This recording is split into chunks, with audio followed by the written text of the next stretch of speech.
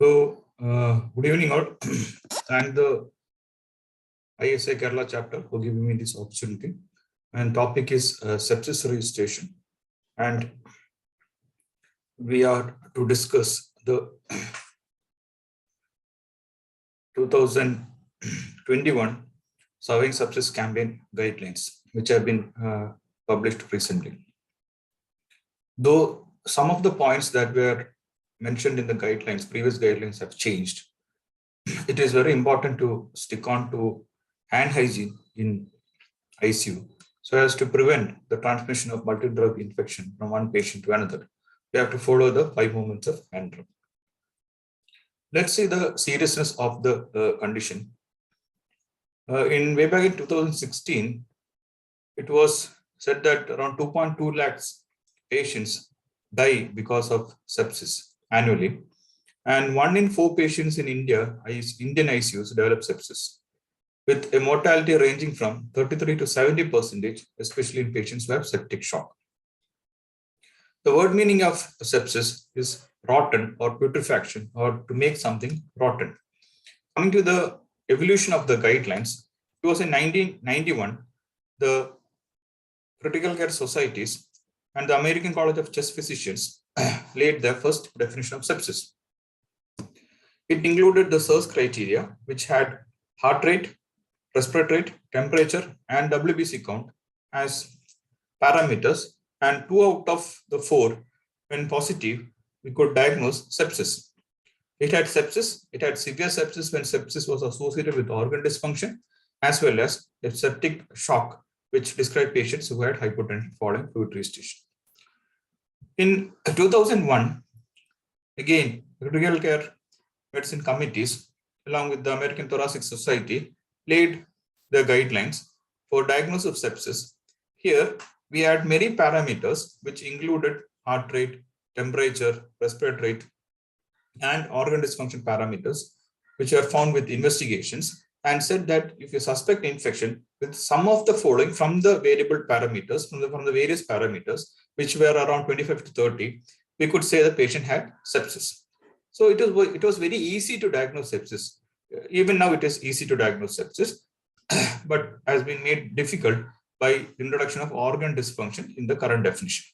In 2004, we had the early goal-directed therapy, and in 2012, we had a 3-hour and 6-hour bundle. 2016, we had major change in the definition of sepsis, which introduced terms such as organ dysfunction to diagnose sepsis, as well as host dysregulated response. Okay, so this dysregulated response of the host is also contributing to the severity of the disease.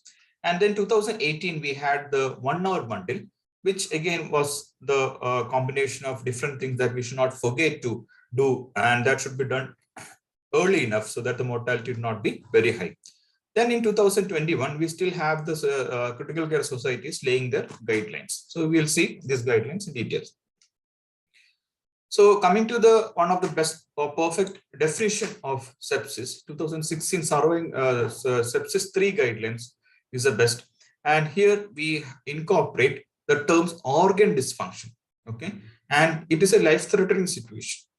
So life-threatening organ dysfunction caused by a dysregulated host response to infection. So beautifully described.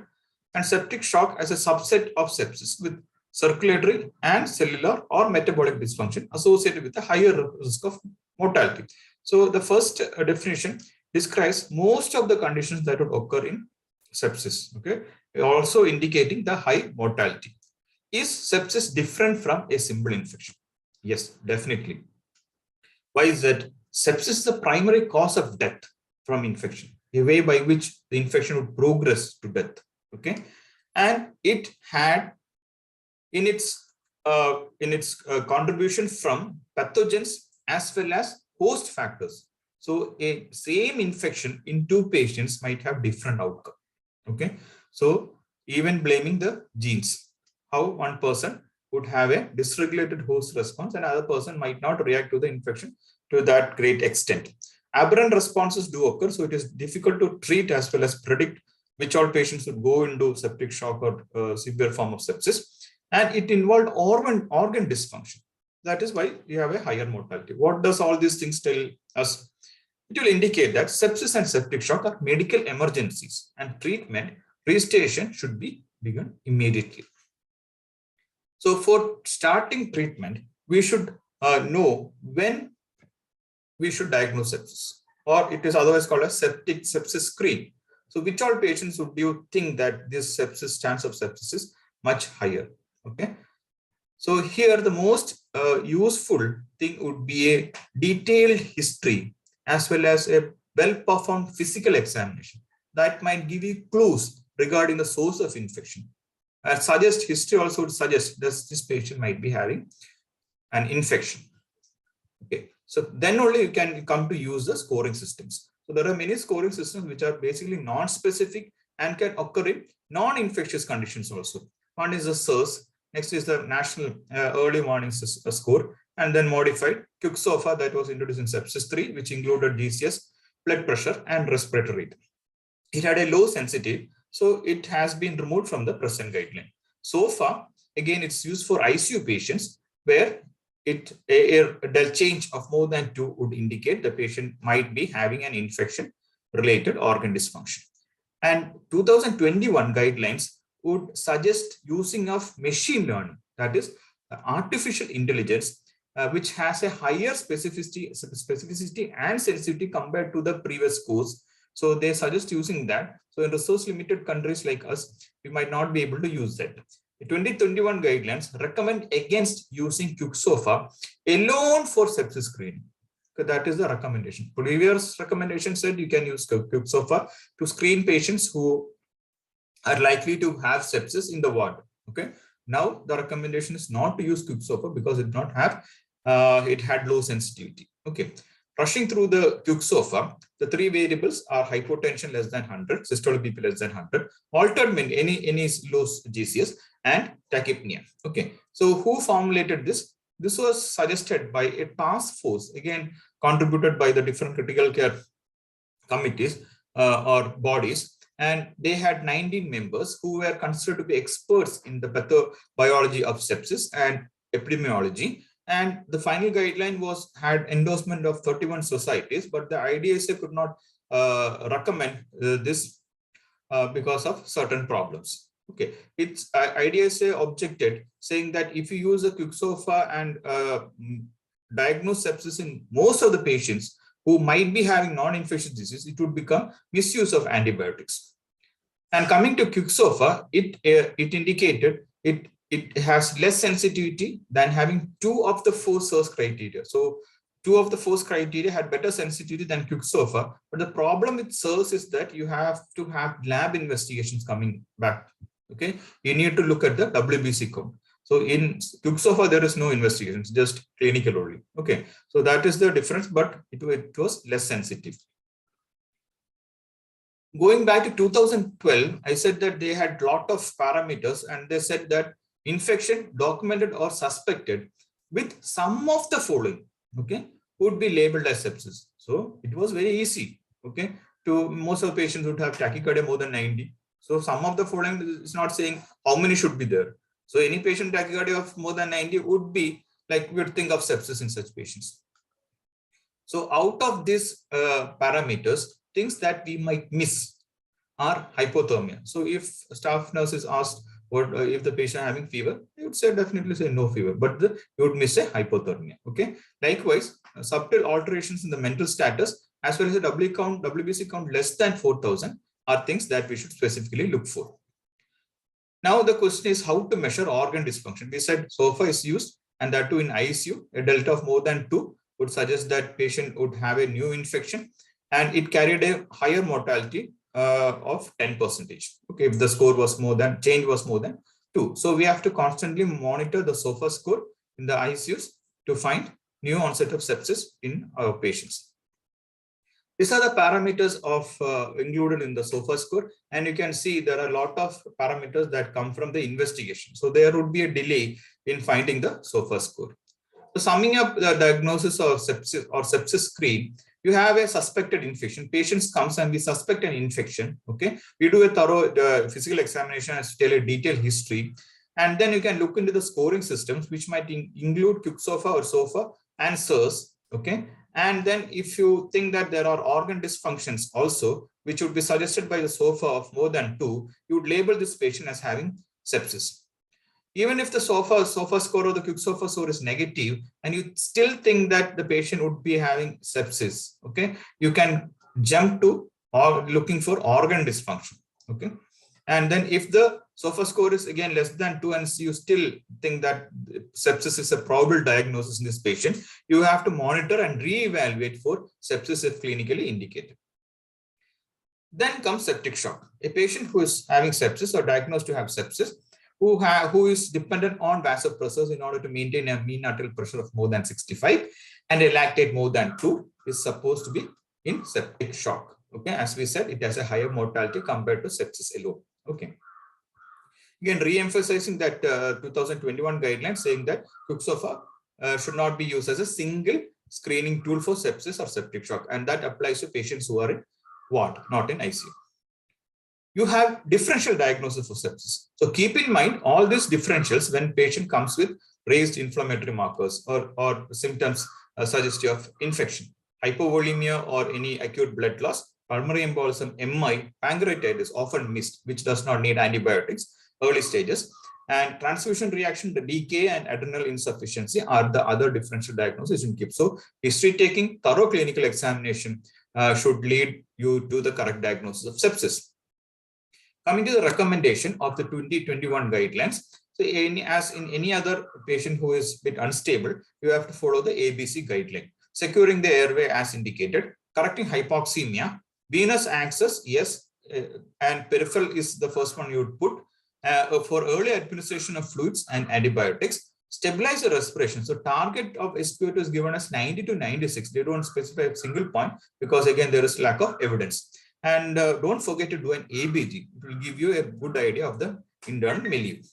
Coming to sepsis bundle are the things that you should combine to get a better outcome. Okay, so we have measure guidelines asking you to measure lactate, and if the patient is in hypoperfusion or shock, to give fluids. Okay, we'll discuss the details one by one. And patient having, we have to send culture and sensitivity before starting antibiotics preferably, and broad spectrum antibiotics should be started according to the, in order to cover the most common bacteria or other infections that would produce the particular sepsis in that patient. Okay. Coming to lactate. So current guideline has a weak recommendation to measure blood lactate. Okay, there is a lot of controversy, though lactate would indicate hypoxemia and maybe bit of hypoperfusion.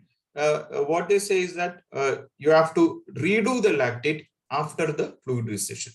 So you have lactate before and after, and it should actually show a clearance of lactate. But that is again very controversial because lactate from the peripheral tissues might come into the central circulation when you do, as the perfusion improves, and when you do the second lactate, it might not drop as expected, even though the patient is improving. Okay. So what is talk about lactate is that it's neither sensitive nor specific enough to rule in or rule out sepsis on its own. Okay, but you have, it's recommended to do that, though it's a weak recommendation. For adults with sepsis or septic shock, we suggest guiding resuscitation, okay, to decrease serum lactate. So you aim for a drop in serum lactate when you give fluid resuscitation in patients with elevated lactate level over not using lactate at all. Okay, so if your lab supports or your ABG sometimes can have your lactate, and if that is that can be done, you have to do that.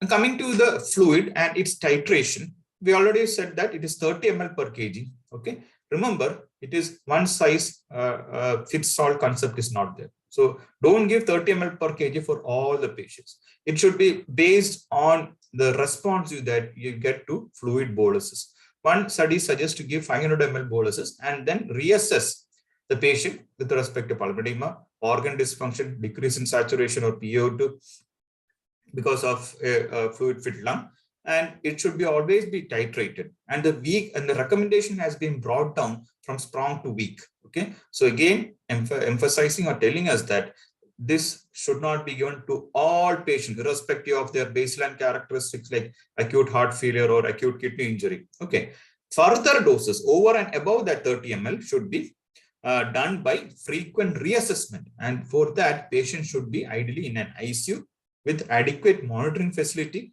And what they say is that patient with sepsis and septic shock should be admitted to ICU within 6 hours. Okay, reassessment of hemodynamic status should be done. Decreasing lactate trend we already mentioned, and fluid responsiveness should be measured with the help of dynamic variables instead of the static variables like your heart rate, CVP, or systolic BP, which are again poor indicators of fluid responsiveness. In 2021 guidelines, they suggest using extremity temperature as one of the methods to measure your adequacy of fluid resuscitation. So as you know, if there is hypoperfusion, the temperature would be less in the extremities, and as the perfusion improves, that should get corrected. And also capillary refill time. So any capillary refill time more than 3 seconds after fluid resuscitation. In one study, it has been shown that it has a mortality of approximately 85%. Okay, it's not costly, so we can do that. Provided it's done in the right way, you can stick on to that. Okay, so it's the second after fluid resuscitation. We have to look at the capillary refill time. Other suggested methods for titrating fluid are the passive leg raising test combined with the continuous cardiac output monitor, which might find difficult in resource limited ICUs. Okay, another suggestion is passive leg raising with measuring the change in pulse pressure. So 15% change in pulse pressure with the PLR would say the patient is fluid responsive. Other suggested methods are fluid challenges, give challenges and titrate that to stroke volume improvement, systolic BP improvement, though not very reliable, as well as pulse pressure improvement.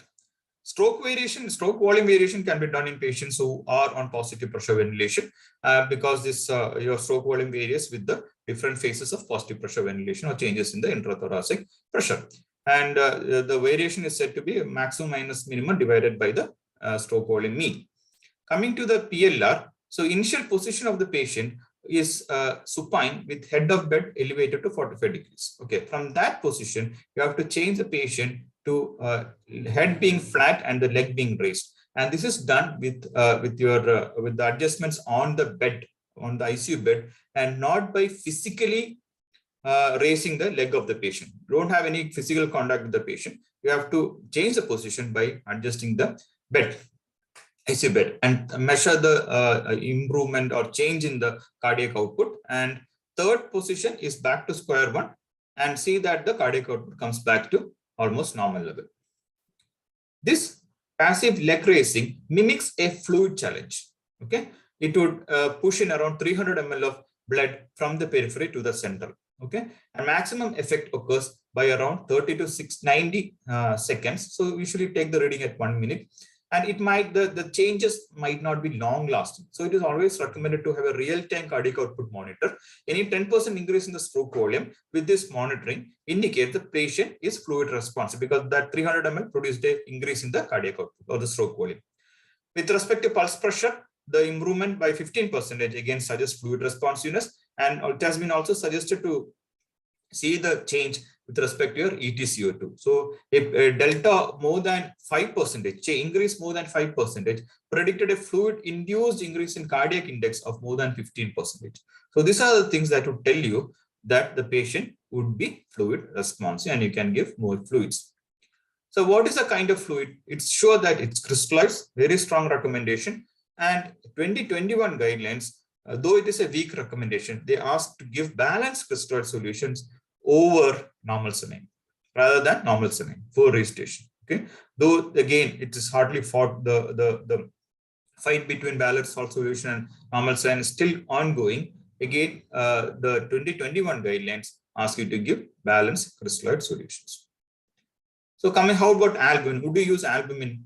If you presume, or if you assume that, if you see that the volume of fluid that one particular patient needs is like really huge, with small boluses or different of many boluses, patient is not improving, you assume that the patient would need large volume of crystalloids. That's the moment you think of albumin. And the albumin that use is isotonic albumin. And coming to colloids, Histril or hydroxyethyl starch has definite no indication for as a fluid in fluid resuscitation sepsis, as well as gelatins also don't have any role. What happens after the initial fluid resuscitation? Would you give pump in fluids or you have a restrictive? So there is not much of evidence to make a recommendation to go for restrictive or liberal fluid therapy after the initial 30 ml per kg. Okay, so after that, there is some studies have shown that liberal fluid is also okay, and then the mortality is coming less. Okay, so that study again is not well validated, so they cannot make a recommendation.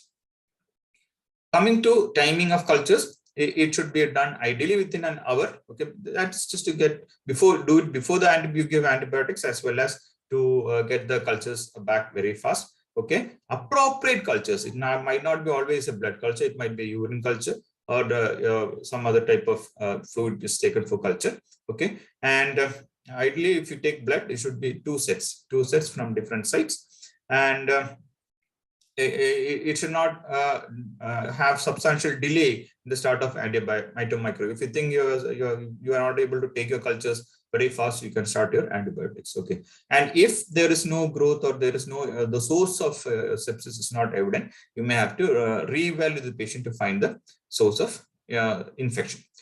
Then we come to vasopressors. So noradrenaline is the or norepinephrine is the current recommendation. Second agent, you add on vasopressin because epinephrine has all the receptors on which the epinephrine act would be almost similar to noradrenaline. Second agent suggested is vasopressin. And third agent, you can add epinephrine. Suppose in our setting, we don't have noradrenaline. What they suggest is to use either dopamine or epinephrine. Remember, dopamine would have a lot of arrhythmias, tachyarrhythmias coming in. And so it is highly recommended for patients who have relative bradycardia. And coming to dobutamine is an inodilator. So it is recommended for patients who need inotropic action, especially patients who have a cardiac dysfunction, septic myocarditis, and with an adequate volume. So that is important because it's a dilator. You might have a fallen BP, and BP should be almost normal for you to start dobutamine. So one of the changes that has been recommended is that it is advised to start this vasopressors via peripheral line rather than wait for a central line. So don't waste time. So it's always better to target your MAP of 65. Okay, and that can be done with early IV administration of vasopressors as well as fluids. So this we already discussed, and some of the studies recommended a higher MAP in elderly patients and hypertensive patients, but that again needs more evidence. So currently it is not recommended to have a higher target as per the Sepsis 2021 guidelines for a higher target for patients who are hypertensive and elderly. Okay, so such patients, when we targeted higher, maybe 70 or 75, they needed higher doses of vasopressin and more fluid requirement. Okay, coming to antibiotics or anti-infectives, ideally should be started within an hour if the patient is in shock. Okay, and that is a problem with the IDC saying as well as emergency physicians saying that if we start antibiotic within an hour, sometimes the patient might not be having infection at all. So that is again a problem. So if the patient is in shock, try to start within an hour. If not in shock, you have the liberty to start antibiotics within 3 hours, but don't forget to start antibiotics. It's usually started as an empirical broad spectrum antibiotic. It might include more than one antibiotic, which would cover for most of the organs that's likely to cause an infection. So MDR or high-end antibiotics are usually given for patients who are likely to have MDR infections. Like patients who already had a culture positive, MDR culture positive almost even up to 1 year back, multiple antibiotics taken in the last 90 days, immunosuppressive, neutropenic sepsis, all these things you would go for high-end antibiotics that would cover MDR infections also. Likewise, antifungals are suggested if the patients have high risk for fungal infections, again, immunosuppressed, having dialysis, central line. So all these things are suggestive that this patient might be have a fungal infection. Okay, and there are definite indications to start antifungals when you have suspected mold infection also. And remember, any kind of anti-infective start, it should be narrowed down. Okay, as the patient clinically improves. And especially when you use more than one, you use two antibiotics, it can be brought down to one antibiotic once your culture and sensitivity reports, and depending on the MIC value and all those things, you can come down on your de-escalate your antibiotics to one. Then comes use of steroids. So it has been clearly defined that a dose more than 0.25 microgram per kg per minute of either epinephrine or norepinephrine for a duration of 6 hours. Why is this? This is to maintain the MAP goal of 65. If this is a scenario, you have to start hydrocortisone. Steroids and hydrocortisone is the preferred one. Dose is 200 milligram per day. If it is less than 6 hours, you might wait. Okay, so 1 or 2 hours of norepinephrine or of doses of 0.25, you can wait. So infusion of this drug for 6 hours would ask us to start hydrocortisone.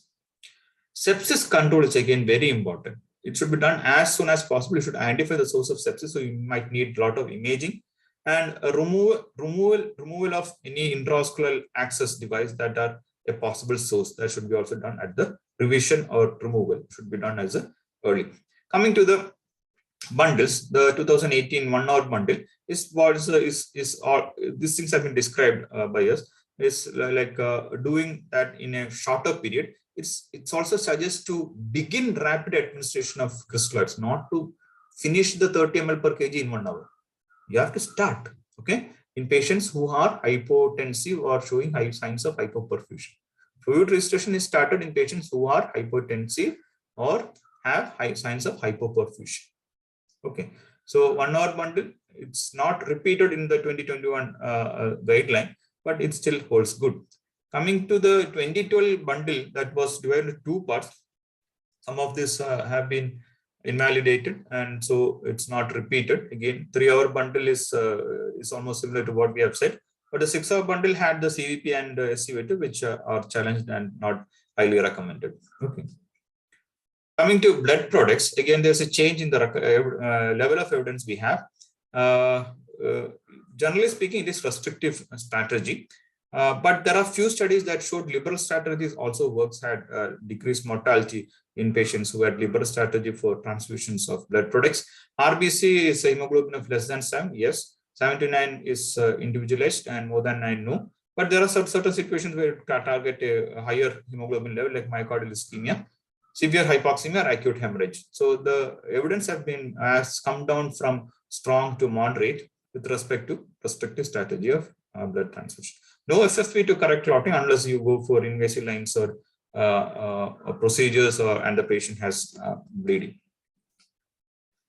Coming to respiratory system, okay, because of lot of use of HFNC during the COVID, they suggest use of HFNC over NIV, though the recommendation is weak and quality of evidence is low. Okay, and there is insufficient evidence on the use of conservative oxygen targets. Again, ICU-ROC said that the study said that your low oxygen would be harmful. Okay, and so yet to decide which SpO2 or PO2 target would be correct or good for the patient. And also there is insufficient evidence on the use of non-invasive ventilation in comparison to invasive ventilation. Okay, so further studies are needed for that. Coming to ARDS in sepsis, it is similar to ARDSNet or LPR or your this thing, what we lung protective ventilation protocols we follow in ARDS. Platelet pressure of less than 30, low tidal volume. Okay, in order to maintain platelet pressure less than 30. A higher PEEP in moderate to severe ARDS, and recruitment manual suggested are traditional ones, which include CPAP of 40 centimeters of water for 40 seconds, rather than the incremental PEEP method, something that is not recommended. Okay. Prompt position you can try for more than 12 hours per day, especially in early stages, and the P/F is less than 150. And one change that is there in the 2021 guidelines is not to use neuromuscular blocking agents as an infusion. They suggest intermittent boluses over infusion. Glucose control is any patient having glucose more than 180 in 2 record readings should have an insulin infusion, and close monitoring is needed, and they suggest using arterial blood or blood from the central line to measure the blood glucose rather than using the capillary blood. Stress ulcer prophylaxis, again, there is weak recommendation for, because many studies have shown that there is no need for stress ulcer for many of the ICU patients, because it has not shown to decrease the incidence of VAP or even decrease the incidence of GI bleeding. So you would think of stress ulcer prophylaxis patients who have coagulopathic, who are in shock and have chronic liver disease. Okay, you can use either proton pump inhibitors or H2 receptor antagonists, and the recommendation has come down again. Last slide, venous thromboembolism prophylaxis. Again, there is a change. They recommend against using pharmacological plus mechanical. It was said that you should use both pharmacological and mechanical in the previous guideline, but then studies have now shown that this have better outcome. So that is recommendation against a combination of both, say, suppose Clexane and mechanical. And low molecular heparin is preferred over unfractionated heparin. Yes. And pharmacological, if there's no, yes, most of the ICU patients are high risk for VT and they should have pharmacological if no contraindication. And mechanical alone if pharmacological contraindication. That's also true. So I hope I've covered most of the areas regarding initial registration. And now we'll go to if you have any queries, we can discuss.